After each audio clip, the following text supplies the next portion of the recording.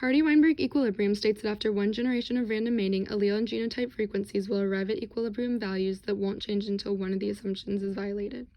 These are the assumptions for equilibrium. While none of these forces are occurring, your population will not evolve. Also, mating alone will not alter allele and genotype frequencies during equilibrium, so they will stay constant. In equilibrium, allele frequencies can be used to calculate the genotype frequencies. The P and Q each represent an allele, and each part of the equation calculates a certain genotype. If any one of the assumptions is violated, the frequencies will be altered and the equation is no longer valid until the population goes through one generation of random mating to return to equilibrium. We will be working with historians to calculate what happens to the allelic and genotypic frequencies in the quilted bears after the Ice Age.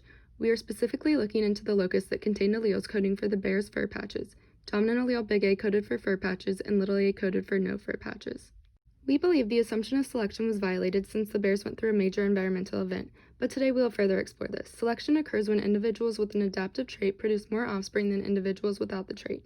This also depends on fitness values. The genotype that allows the organism to best survive in their environment and reproduce will have the highest fitness value and will increase in the population through generations as they keep mating.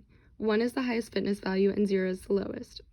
We were given access to ancient records telling us that the bears lived in Iceland and followed the assumptions mentioned above, allowing us to assume the population was in Hardy-Weinberg equilibrium. There were 3 genotypes and fitness values were given to us.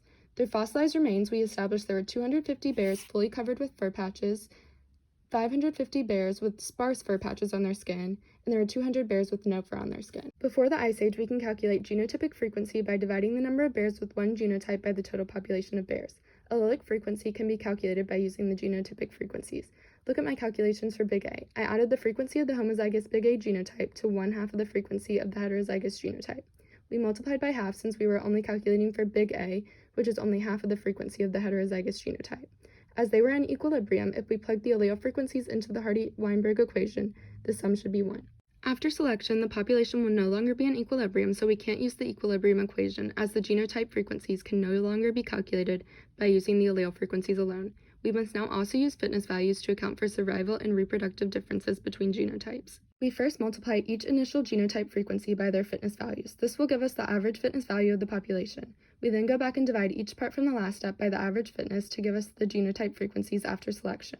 The allelic frequency can be calculated by the same method as before, but use the genotype frequencies after selection. From our results, we believe the bears went through directional selection, meaning one allele has an evolutionary advantage and is favored over the other. Big A was the favored allele since it increased following selection. This is reflected in the genotype frequencies as the one with big A alleles increased. Having one of the favored alleles gives the genotype a better chance of surviving, and having 2 results in an even better chance, which is why the big A homozygous genotype increased the most. This makes sense because the bears will be better suited for the cold if they have more fur from big allele A. If this type of selection continues, after an infinite number of generations, the little a allele will continue to decrease until it no longer exists, as it was not as advantaged for reproduction and survival as allele big A.